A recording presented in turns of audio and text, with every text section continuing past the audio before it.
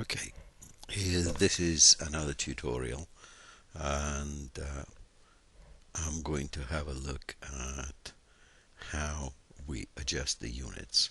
So I just picked up a line command, and as you can see, moving the line forward, you can see that millimeters are recorded, and then there's 4 significant figures. Well, we don't normally use 4 significant figures in construction, just too much. So hit escape, click on format, units. Can you see length here is in decimal, precision is 4 significant figures. Click on drop down arrow, select 0. I would leave the angle at 4 significant figures because you might need it, and at this stage the angle is recorded anti-clockwise, which is normal for AutoCAD, and the units are millimeters, so fine, leave everything else alone. Click on OK. So now if you go to draw line, what you see is that all of your units are recorded in millimeters without any fractions. So hit escape and we'll delete that. Now the other thing that we'll do is to create some extra layers. This is the layers menu, and this is the layers properties manager. Click on there and a menu comes up. You already have 2 layers on here. One is your layer 0 and one is depth points, and that will come up normally as black, but I've got it always at light blue, so I know that this is my depth points layer, and depth points layer does not print, so it makes no difference what you try to do, it will not print. So highlight layer 0 and click on create new layer. A new layers come up, so let's call that layer hatch. We'll select a color for it. Let's try very dark brown. Click on OK. Hatch, normally I do hatches with very fine lines because it doesn't stand out too badly. So either 0.05 or 0.09. Let's choose 0.09 in this case. Click OK. As you can see, this is a new layer, and we have given it color as well as line thickness. So I'll click again, and another new layer is waiting for me to name. I will call that joinery, and I would select another, right, let's say that brown range, brownish purple. Okay, I can leave the line as the line there, but I would say let's move it to sort of around 0.15, which is quite good for joinery, and click on OK. So 2 new layers created, and these layers are printable. So click and put the layer away. So now what we'll do is take our staircase and put that on the joinery layer, and there you are, all the elements highlighted.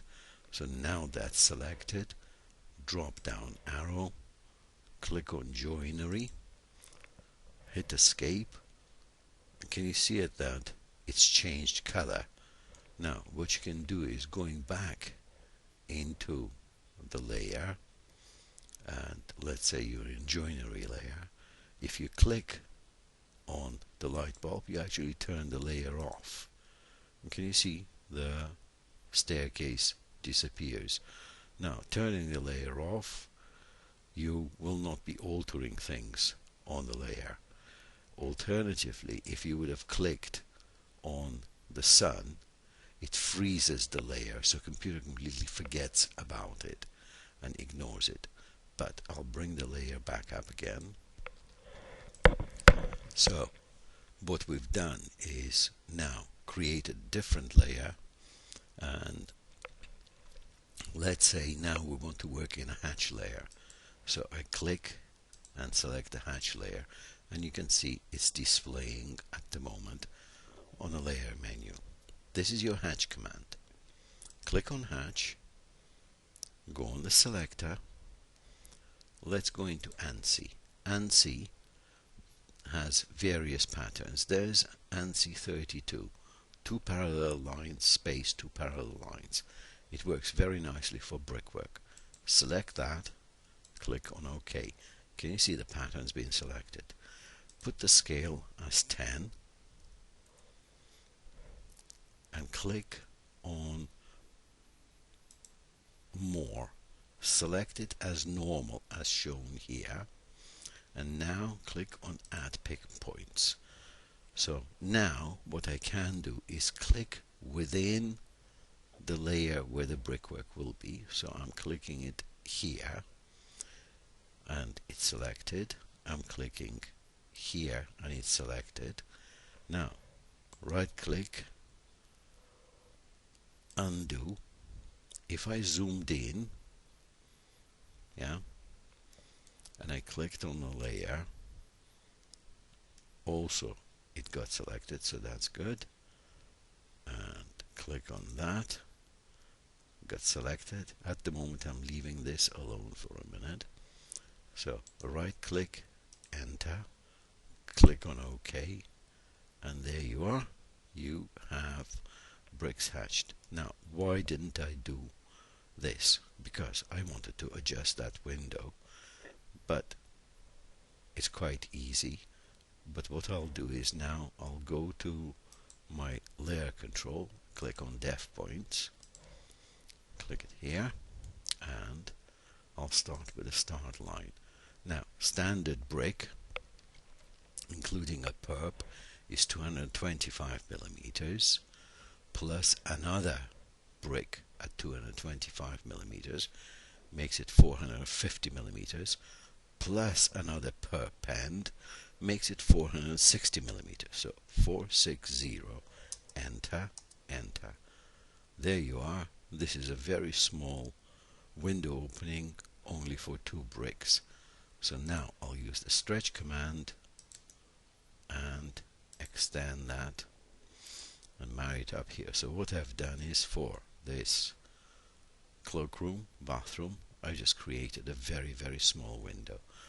Now I'll go back to my my hatch command, and what I can do is, instead of going through everything that selected before, I can use inherit property. And inherit properties, if I click on a hatch that exists, I will inherit those properties. Alright, so right click, enter, pick points, select the area, right click, enter, OK, and this got hatched. But why is it blue? Because, believe it or not, I'm in def points layer. So if I click to select that, I can go back in here, click in a hatch layer, and that has been transferred into the hatch layer, but I'm still in def points. Okay, so at this stage I'm going to leave it and go into the next tutorial afterwards.